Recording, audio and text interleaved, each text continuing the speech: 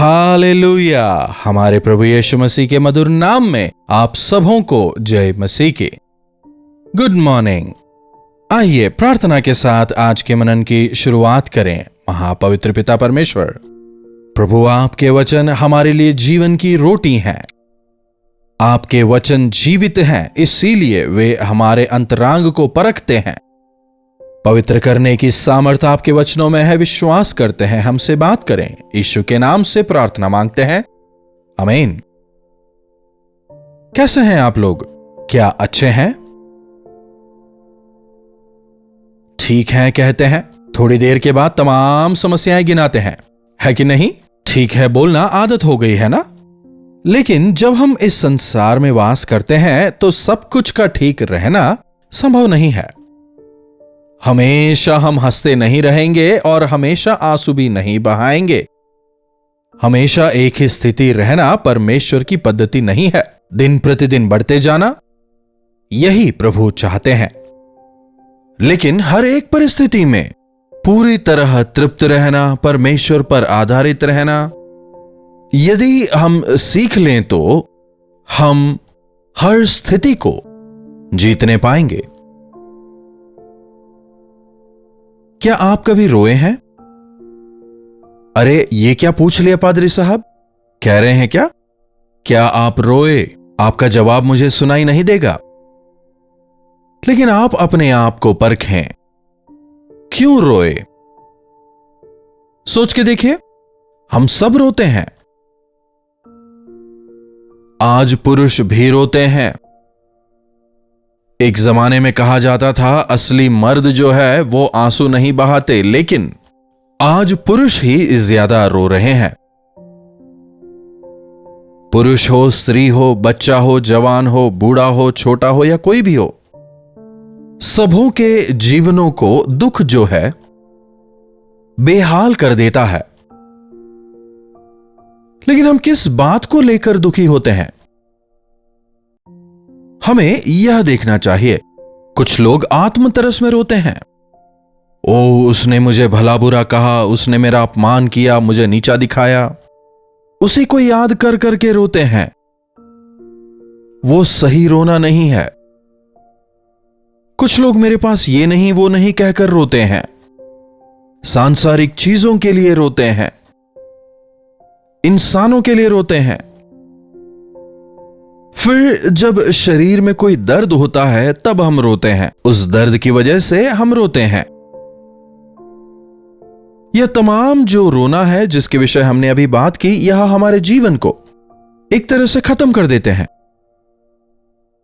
यह शारीरिक दुख है। एक और दुख है परमेश्वर के अनुसार का दुख। एक वचन देखिएगा, दूसरे कुरिन्थियों की पत्री 7वां अध्याय 10वीं आयत से पढ़ना चाहूंगा। क्योंकि परमेश्वर भक्ति का शोक ऐसा पश्चाताप उत्पन्न करता है जिसका परिणाम उद्धार है, परंतु सांसारिक शोक मृत्यु उत्पन्न करता है।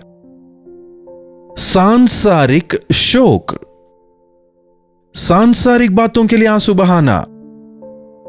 रोना मतलब क्या होता है? जब हम जोर से आंसू बहाकर रोते हैं। अपने आप के अंदर जो हम रोते हैं उसे आहें भरना कहते हैं। या फिर किसी बात को मन में रखकर उसी के विषय में सोचते रहना, उसे दुख कहते हैं। समझ रहे हैं? एक बात शायद हम सबों ने गौर की होगी, यदि हम अपने मन में किसी चीज को लेकर दुखी हैं, अगर हम उसके लिए जोर से रो दें तो दुख कम हो जाएगा, है ना? मैं जब गांव में सेवकाई करता था, वहां मैंने देखा, वहां पर स्त्रियां यदि उनके पति की मृत्यु हो जाए, महीनों महीनों तक वे उसे याद कर रोते हैं। पति को याद करते हुए, उसकी अच्छी बातों को याद करते हुए जोर जोर से आहें भर भर के वे रोती हैं। दुनिया कुछ भी बोले, मैं रोऊंगी। लेकिन अगर शहरों की बात करें तो आजकल हम अपने रोने को कवर करने का या फिर दूसरों के सामने उसे छुपाने का प्रयास करते हैं। रोने को कमजोरी गिना जाता है। देखिए, दुख जो है हमारे लिए अच्छा है। सबोपदेशक में लिखा है, जीवनार के घर जाने से शोक मनाने वाले के घर जाना उत्तम है। जन्मदिन से उत्तम मृत्यु का दिन है। मेरा भी हाल एक दिन यही होगा, हम समझ पाएंगे। लेकिन आजकल इंसान सांसारिक दुखों को लेकर अधिक परेशान और व्यग्र रहते हैं। अपनी शांति खो देते हैं, अपना स्वास्थ्य खराब कर लेते हैं। ऐसी परिस्थिति में पहुंच जाते हैं जहां वे कुछ नहीं कर पाते। तो यहां पौलुस क्या कह रहा है? परमेश्वर भक्ति का शोक। यह जो कुरिन्थ की कलीसिया थी, वहां जाकर पौलुस को प्रचार करने का मौका नहीं मिला। एक ही जगह में रहकर इस प्रकार लाइव देने का मौका नहीं मिला, इसलिए वो खत भेजा करता था। कुरिन्थ की कलीसिया में हो रही गलतियों को उजागर कर उनका बोध कराने के लिए खत के जरिए वो उन्हें समझाने का प्रयास करता। उन्हें समझाने का प्रयास करता कि तुम परमेश्वर की इच्छा के अनुसार नहीं हो। जब वो उन्हें डांटते हुए, सुधारते हुए खत लिखता था, तो उनमें से कुछ लोगों ने पश्चाताप किया, वे दुखी हुए।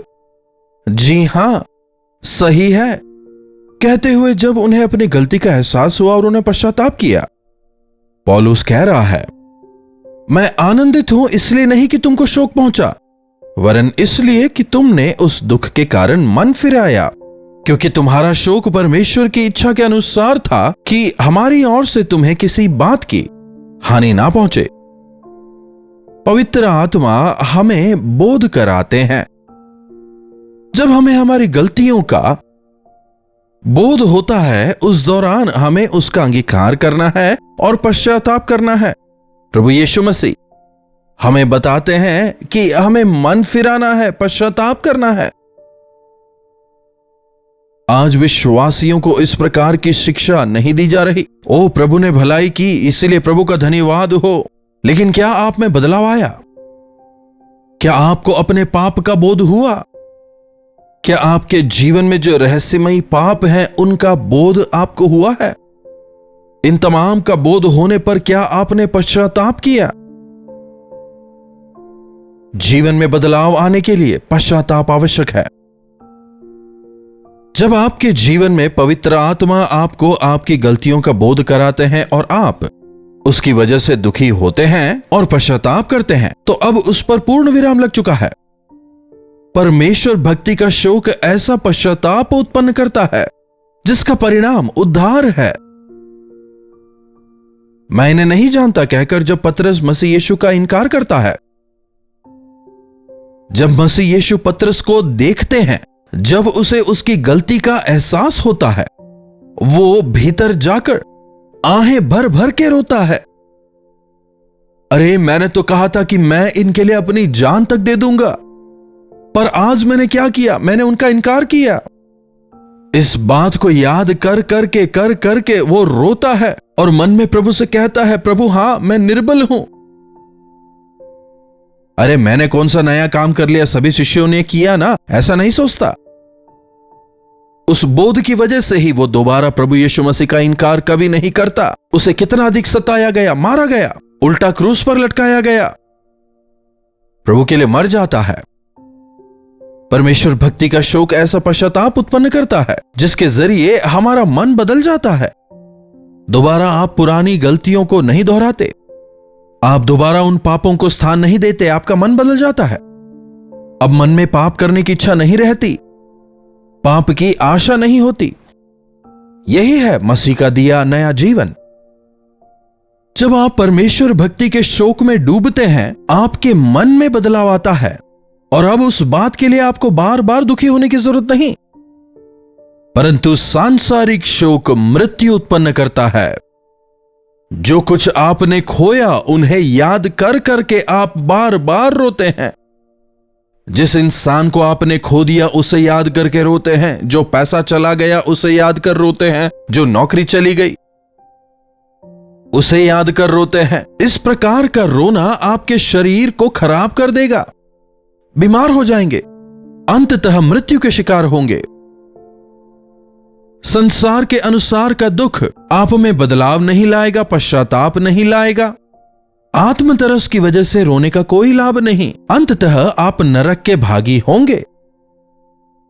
अगर आपने कोई गलती की, अरे सबको पता पड़ गया कहकर रोना दूसरी बात है, और अरे मैंने गलती की इसलिए रोना अलग बात है। आपकी गलती लोगों के सामने आ गई इसलिए दुखी होना अलग बात है। अरे मुझसे गलती हो गई है, मुझसे पाप हुआ है, इसका दुख अलग है। परमेश्वर भक्ति का शोक अरे किसी ने मुझसे कुछ कह दिया यह नहीं होता, बल्कि अरे मुझसे गलती हो गई, अरे मैंने परमेश्वर के विरुद्ध पाप कर लिया। अपनी गलती को स्वीकारना है।